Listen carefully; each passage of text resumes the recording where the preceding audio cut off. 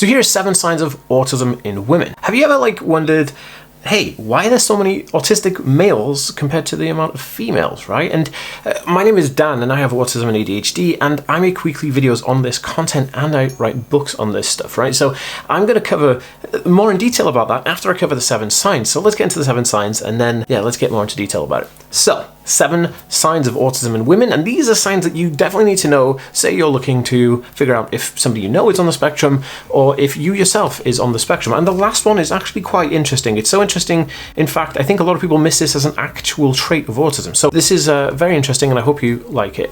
Okay, so the first one I want to talk about is eye contact. Now, autistic individuals in general have issues with eye contact. And females on the spectrum, they are no different.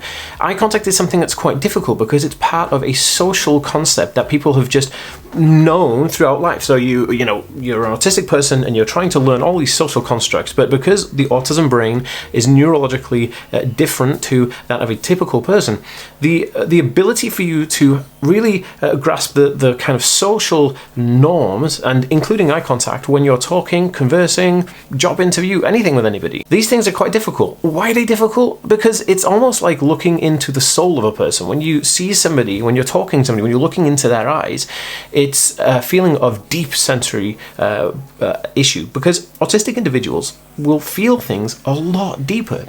It's not just like, oh, they don't want to make eye contact because it's awkward. No, autistic individuals will feel that eye contact. You look at them and they'll feel that really deep, and it's kind of uncomfortable then. So it's not just an awkward thing, it's very uncomfortable and it's an unnerving feeling.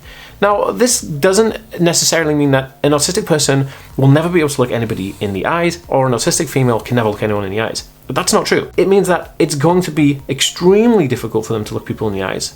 And maybe some people they can look in the eyes, but it's not always a given. So if you meet somebody for the first time and they're making little to no eye contact, this could be an indication that they could be on the autism spectrum, and this is an absolute sign of autism in women. Okay, so the next one is quite interesting, and I notice this within most autistic women, and it's something that I think that if you notice it, you go, oh yeah, that's something that is not common in people who are typically neurologically developed, but people with an autism spectrum disorder, then you kind of have an understanding for this one. It's monotone talking. Now, autistic individuals, again, it's all down to a lot of socializing and understanding the formalities and the formation of how you communicate with somebody effectively, efficiently, and properly.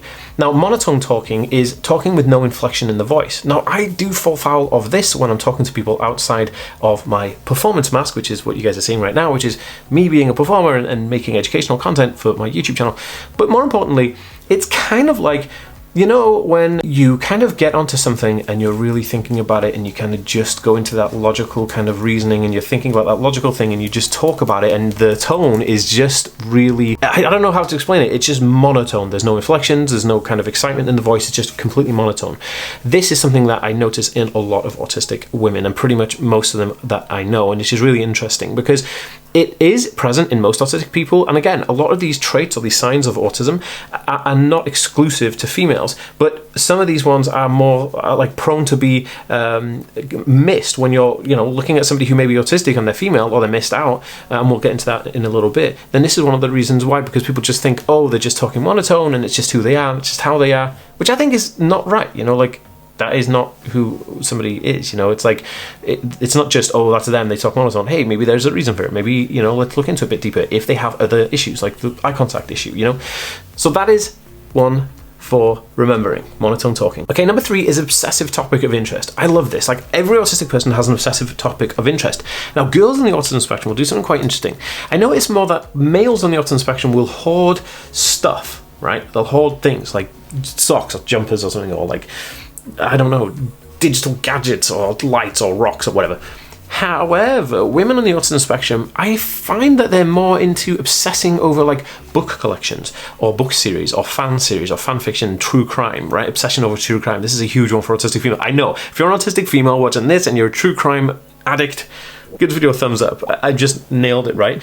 And it's really interesting because those specific topics of interest are the thing that they are just most comfortable around. They can cuddle up on the sofa and read a book all about kind of horrific true crime murders, but that gives them relaxation. And that topic of interest is something that they could talk about not only for hours, but forever. And it doesn't mean that they're going to hoard loads of stuff. It just means that they're going to know loads of stuff, and they have excessive interest around those things, and they will educate themselves and research those things and be around those things. That is something that is very common in autistic females as a trait of autism. So they could be obsessed with Twilight, they could be obsessed with true crime, they could be obsessed with Harry Potter, but all of those things allow the brain to kind of soothe when they're feeling upset, sad, overstimulated, or whatever. This is why we have those things. They're like go-to things, right? Okay, number 4 is a really big one, and this is so common in autistic females. Actually, it's probably the most common one in autistic females. Now, I like to call it daytime masking, but this is typically masking. So if you don't know what masking is, or the term masking, it's kind of like where you pretend to be a character so you can get through a situation. So, for instance, it's like, if you go to school all day, or you go to college, or go to work all day, then you will pretend that like, hey, I'm a girly girl, you know, I like all the things, I'll, yeah, let's go get coffee, let's go get pizza, whatever. But everything inside you is dying. You're like, oh my goodness, like I have crippling anxiety, I can't really do this, I'm just doing it just to fit in, right? Wanting to fit in. And I see this mainly, women on the autism spectrum will try to force themselves to fit in uncomfortable situations by masking, right? Which is becoming this second persona that you put on, like a front, right? Something to protect yourself. It's so that you can feel included and inclusive in that scene. Whereas males on the autism spectrum don't necessarily do this. They'll just kind of be like, I'm not doing that, I'm not going there, whatever. And I think it's more to do with, you know, females are more socially wanting to kind of be in that situation where males aren't. I mean, I'm not talking for the whole population, I'm just like anthropologically off the cuff speaking here, so please just take everything that I say with a pinch of salt, you know, with those things, because I'm not an anthropologist, I'm a chemist. Anyway, so masking daytime is like this.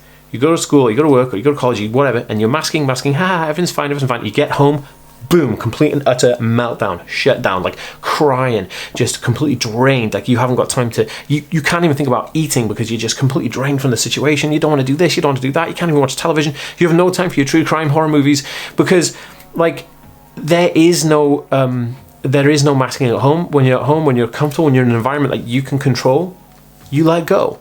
And it's such a shame because so many females are not diagnosed and they go through this complete struggle on their own. So I feel it for you guys, right? Which leads me on to something interesting. Last year I launched a program called Chaos to Confidence, where I took a bunch of autistic adults and they were completely not confident in areas of their life, and then I taught them everything that I had learned from being, a meek, quiet, shy, vulnerable, kind of really anxiety-ridden, reclusive autistic person, to being a very confident person, runs my own business, helps people, coaches people, blah, blah, blah. And I put that into a 3-month program and I ran it, and it was amazing. Now, since then, I'd closed that program because I wanted to make sure that I got it right before offering it out. Now, in a few days, that is going to go live, and the program is going to take on a limited number of candidates. Now, if you are interested, if you want in, there will be a link down below in this video that you can click on, put your email address in, and you'll be emailed as soon as the door opens so you can register for that program. And basically, it's me coaching you live every week, and there is weekly informational content in there that takes you from just completely getting rid of anxiety, fear, problem solving, and there's bonuses that help you turn your obsessive interests into a job or a career if you're struggling in those areas. It's amazing. Please check out the information down below. I'll leave a link there so you can check it out. Okay, so number 5. This is a sign of autism in women, but it's also a sign of autism in general, but you'll notice it because it will happen to autistic females. Now, this is meltdowns. And meltdowns is basically when you have an overload of input and you don't know what to do with it. You've had so much input that you're completely overloaded. There's nothing left. You're completely burnt out, that you can't give anymore. You spent all day masking. You've had to have a phone call with somebody, I know, right? And you just kind of, you let it down, and you're emotionally drained. You're socially drained. You're physically drained in some respects. This is a meltdown. And it can come in many forms. You can hit yourself in the head, you can scream and shout, and you can cry, and all these things happen. But if these are commonly occurring in your life, this is not a typical person's reaction to life. right? So this is where we would say this is a typical trait of autism in girls or females. Okay, so number 6 is sensory issues. Sensory issues are a whole wide variety of different things. So it could be food textures are difficult, or you want to separate your food out on the plate, or maybe you are having difficulties with being around certain smells or certain perfumes, or maybe certain clothes have an unusual feel, and that feeling makes you uncomfortable and freaks you out. Like, so you have sensory aversions to certain things. It could be even flavors, right? Or it could be lighting. Like, I did a video that went viral showing how autistic individuals can see flickering light from those kind of tube strip lights, which typical people can't see, but autistic people can. So it's like a flicker, right? That's why you see autistic people do this to kind of counterbalance the flicker. Now, that is such a giveaway that autistic individuals have sensory processing issues, right? And it's normally diagnosed with autism. So you have a diagnosis of autism and you'll have a diagnosis of sensory processing disorder that goes with it, right? It's part of the autism diagnosis. Now, I know a lot of the time that's not always spoken about because people will just kind of lump it in as being autism, but this is why. It's part of a autism processing issue, which is a sensory processing issue, and this is very common in autistic females. Okay, so number 7, which is I think the most interesting one out of all of them. This is so interesting. It's so interesting, in fact, I would almost hazard a guess that more females do this than males.